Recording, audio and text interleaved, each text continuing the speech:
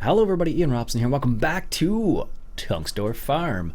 Alright, so we're back on the Patreon server, and as always, if you'd like to support me on Patreon, you can do so. I'll put a link in the top right hand corner. If you don't, that's cool too. Don't worry, the videos will continue as they always have.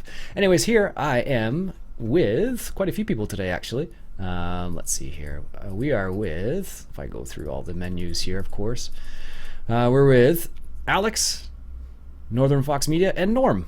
Paul was supposed to be here, but I don't know if he's going to be here or not. We'll see. Anyway, so Mike right now, he's currently working at I think he described it as quarter impulse, and he's currently just mowing the grass right here. And I'm going to go ahead and windrow this grass up once he gets a little bit further on. Just don't want to catch up to him too quickly. And I don't think I can hop over anywhere else. No. What we'll do is we'll windrow the grass up, and I have the forage wagon just over here in the corner, or on the side of the road here, in the other field, ready to go, to pick up the grass, because we want to get ready for our cows, because this map does have the mixed feeder, which is awesome, and we definitely need that on this map. Anyways, let's go ahead and get some windrowing done. I don't know what Mike's doing again. Anyways, what I'm going to do is I'm going to cruise at 8 kilometers an hour just so I don't catch up to him too quickly, because I know I will. And I haven't messed around too much on the map since last time. I know a couple people logged on and played a little bit, but I have not played a lot on the map as of yet. So, we're kind of, I think last time what happened was we finished harvesting that field and we finished picking up all the straw. And now we're just going ahead and moving on to the next stage. As you can see, we do have corn over there, and we will definitely get around to using that corn. I don't know if we have, I don't think we can get a header for it yet, so we'll have to see about that. So we'll go from there. But anyways, we're getting the grass ready to go for the cows, because then we'll have straw and we'll have grass, which will be fantastic, because when you have cows, that's a good start. We need to make silage too. That'll be the next thing. Maybe we'll be able to do that with the corn. The only problem is, because we're on a server, we're not playing like the normal way we would. I don't have any, the rental mod, which is what I would normally use in this context. So I would normally just rent a forage harvester and hit up all that corn, but right now we don't have that, so I can't do that on the server. So we'll have to go from there, basically. But it's pretty cool though when you're on a server like this and you have some people hopping on with you and you're getting some stuff done. Like tasks, let's say tasks like this are actually a lot of fun, because what happens is you have like one person doing the mowing, like Mike is right now, for example, or Northern Fox Media is, for example, right now. And then I'm just doing the windrowing, and ideally we'd have somebody else working away, picking up the grass right away, but they are working on another field. They're working on field number 6. That is, Alex is working on field number 6, and so is Norm, and they're working away there, collecting the wheat. I think it's wheat. I think it's wheat in that field, so that's pretty cool. So like, that's the cool thing about the server, is like things can get done like all at once, which is really neat. So I think that is one of the cooler, one of the really cool things about playing on a server, at least in my opinion. I'm kind of new to it. I haven't done it a whole lot, so that's one of the reasons why it all seems so like, ooh, this is amazing. What's going on here? So that's probably the reason why I feel like that. But hey, that's part of the fun, right? So like, it's like you're experiencing the game all over again, because, you know, just something you haven't done before. It's like that for a lot of things. Like when you get to try a mod for the very first time, and you're like, wow, it's like you feel like it's Christmas or something, because you're like, wow, this is a mod I've never tried before. What's going on here? How does that work? And it's pretty awesome. So I really think that is I don't know, it's part of the fun, right? So all right, so I'm gonna go ahead and just go at Mach speed here in comparison to what I was just doing, because that felt really slow. But it was important to go slow around the very first little bit there, because you don't want to miss. You want to miss as little as possible when you're doing that first little bit. And see, as soon as I started going just a little bit faster, start making a mess of the things. There we go. So I got the GPS mod to help me along here, which is always one of my my best friends, so to speak, when it comes to playing Farm Sim, because it's fantastic. It's such a great mod. If you've never tried the mod, I highly recommend trying it out, because it is fantastic. Now, funny enough, in real life, what would happen in this scenario is you probably, well, it depends what you're doing with the hay. Like, you may windrow it right away, but that's most likely if you are going to make it into haylage, I believe is what it would be called. And if you're making haylage, then it wouldn't be a huge problem. But if you're going to bale it, you would never do this, unless you're doing wet wraps. And even then, you'd probably want to let it sit for a little bit, because the moisture content in a wet wrap bale, like when it's straight cut just like this, is probably too high in most situations, if we're honest here. So, but maybe you would. I don't know. If you're a farmer, what would you do in this scenario? Would you windrow it right away? I have a sneaky suspicion you're going to say no, but hey, maybe you would. Who knows? I guess we're going to do it with this. Like, I was going to use GPS, but in the end it doesn't make a difference. Just because of the way I ended up turning around, but whatever. It's all good. So what we can do, I don't know how far along they are on Field 6. I think Field 6 was about halfway done, something like that. Something in that neck of the woods, I think. So we'll be able to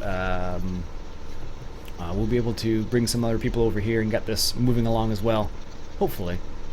So let's go ahead here, lift up the rakes, lift up the windrow. I guess it is a rake in the end. There's so many different ways to do it. A lot of people would say don't run over the crop. So for example, what they'll say often is try not to drive over the headlands so often. And I try not to, honestly. I try not to. But I always try and think of, like, what would they do in real life versus what they're doing here. I guess in reality you have to drive over them at some point. It's just a question of how much you drive over them, right? So, and that's really where I guess the experts really set themselves apart, because they're able to do a fantastic job versus someone like me who just likes to farm, so to speak. The expression goes in English, different strokes for different folks. Some of you, I don't know if you've heard, you may not have heard that before. I don't know. It's possible you may not have, depending on where you're from. Oops, that's totally the wrong button, Iain. You didn't see that. I was trying to lift the rakes. But anyways, you may have heard that expression, you may not have. It's just, like I said, it just really depends on where you're from. Because some people most likely have never heard it before.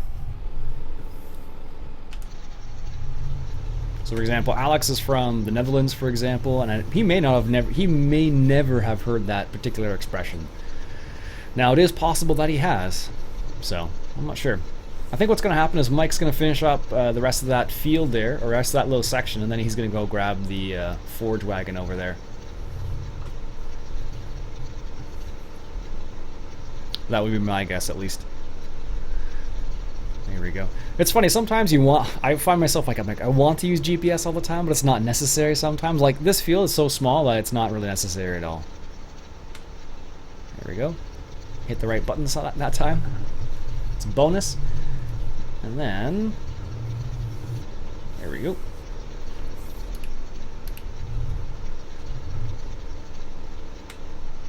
Lower those down. There we go. Perfect. Yeah, like sometimes it's like not necessary to use GPS, but it's such a compulsion. Like, it's just something I do all the time. I'm like, oh, I guess I'll just put GPS on and just rock out in the field. Sometimes, admittedly, it's because I'm watching a movie or something on the other screen. It could be anything, really. You're talking with somebody. There's been more than once where I've been talking with Beavis or something like that on TeamSpeak, and then what's happened is I've totally crashed. Totally crashed. And it's because I was talking to him. I'm not saying blame Beavis, I'm just saying I was distracted. We'll call it distracted driving. And actually, interesting enough, in Ontario, they're actually increasing the charges associated with that now too. They're making it, they're doing blitzes and stuff like that quite often, because people are just disregarding the whole, like, you know, hey, you're not supposed to use your phone while driving, but people are anyways. So it's kind of interesting to see how they're going about it. I think it looks like it's done. Do you want to grab that forage wagon? So yeah, in Ontario, what's apparently what they're saying is people are trying to hide the fact they're actually on their cell phones, which is actually becoming a bigger. Oh, I did it again, wrong key. It's actually a pretty big problem because what's happening is they're putting it like really low, like really low in the car sort of thing. And then what's happening because of that is people are looking down and like really getting distracted from the road. But the other thing is it's becoming harder for the police to see the people, I should say specifically, using telephones in the car. And that's primarily just because it's difficult for them to see. So they were doing a blitz not too long ago, and they were in like an F-250. Like I don't know if it was jacked up, but they were in an F-250. And what was happening was the fact that they were in this truck, so they could see people. It was pretty funny, actually. So, wonder if Northern Fox Media sees the. I'm sure he sees a forage wagon. I don't know how he couldn't.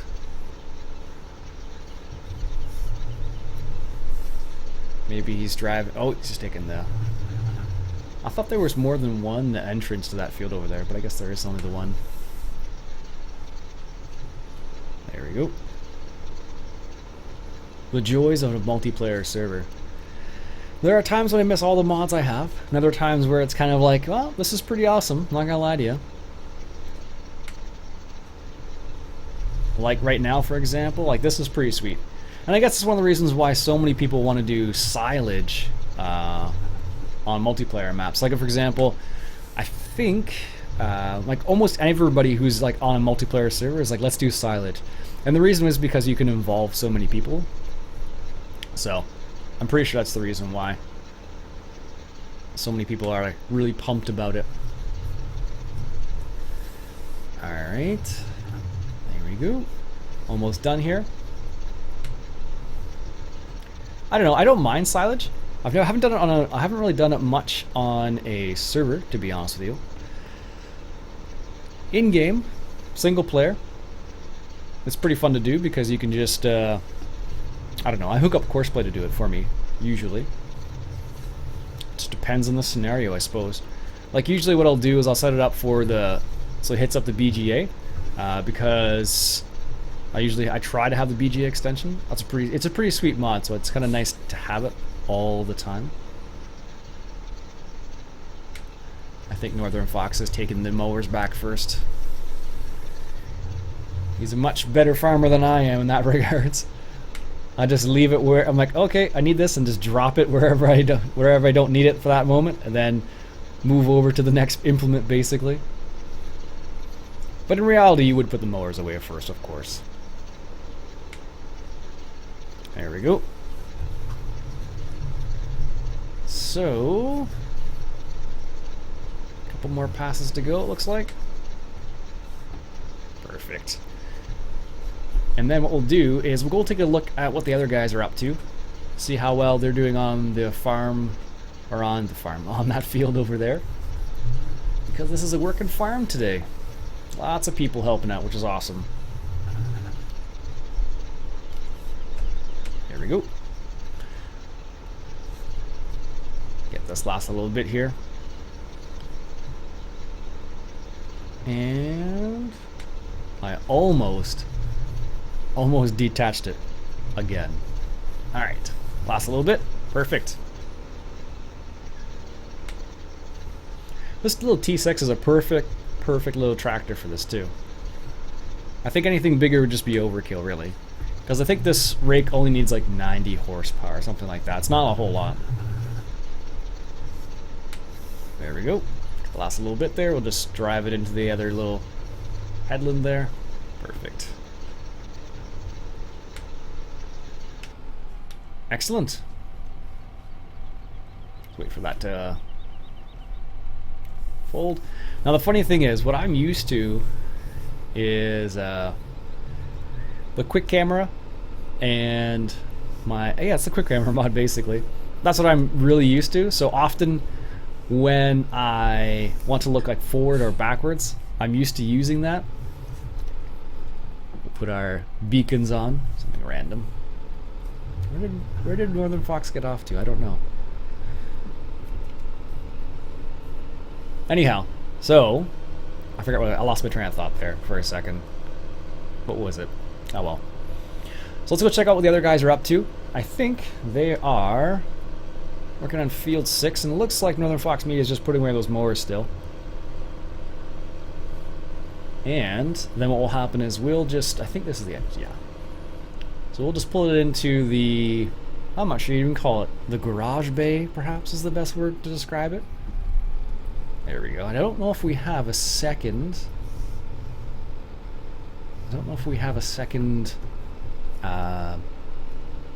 Trailer. I don't think so. What we'll do is we'll just leave this rake right here. And come on over here. There we go. And let's go take a look at what the other guys are up to there, and go from there. This bunker is huge. It looks, I really like the way it looks too. Like, it's not just like a bad looking bunker. Like some bunkers just like, they're kind of like meh, but that one's a really nice one. I wonder if he's looking for the forage wagon.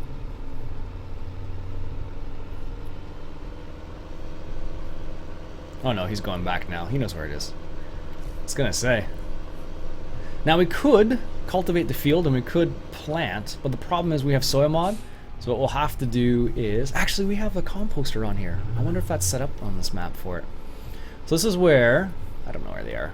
Let's check. They're right in the back here. I feel like a foreman or something right now. This happens sometimes on servers where you have like you're waiting for like a task or something like that, and like you can't do anything about it. So it's like, okay, what do I do? And then you're like, I have to wait for the next thing to happen sort of idea. So here are Alex, North Sea, and we got Norm over here. And they're rocking out on the side here. We really need to upgrade this harvester. And we will soon enough. So that'll be one of the next big purchases we get. Here comes the boss. See what I mean? That's funny. They're doing a good job, actually. We decided not to drop any straw because we didn't need any, because we got it from the last harvest. We got, I think it was something like crazy. I think it was something in the neck of the woods of 100,000 liters. I think we got. It was ridiculous. Ridiculous. Awesome. Nice work, gents. Excellent. Now let's go check on Northern Fox Media. I think that'll be the last order of business, and then we'll call it an episode, I think. Nice. Thanks, boss. If you've ever seen, I'm strangely reminded of the movie Cool Hand Luke. Some of you may have seen that movie. Some of you probably are too young to see it, or too young to have seen it, I suspect. But people who are maybe a bit older, not too old, like I'm only like 32, and I've seen the movie, just to put it in perspective. But if you've seen it, I'm thinking of there's a part in the movie where they have to ask for permission to do anything. So they'll say stuff like, "Taking my glasses off now, boss," and then someone else will say like, "Taking his glasses off now, boss," something like that, and it'll just go back and forth like that through the movie. Anyways, that's what I'm reminded of right now because of what they said. Oh, we do have a corn header. Nice. I totally didn't realize that. So that's what went through my head right there for a second. Made me laugh a little bit. Alright, we'll check on Northern Fox Media, then we'll call it a day. I think we got sugar beets over here that we can harvest. We don't have the Homer DLC on the server, unfortunately. I don't think see, the problem with the DLC is not everyone has purchased it, but with mods everyone can get them for free, so that's kind of like the way it works a little bit. Alright. Oh, he got the bigger tractor too, I think, so. Perfect. Excellent. All right, folks, that'll be it for me for today. Another episode on the Patreon server. Again, it's just a multiplayer server that's for patrons only. If you want to support me, as I mentioned before, that's awesome. If you don't, that's cool too. Don't worry about it. Anyways, my name's Iain Robson. I hope you enjoy this multiplayer episode. If you did, why don't you go ahead and hit that subscribe button for some more Farm Sim 15 multiplayer. I'll catch you guys later.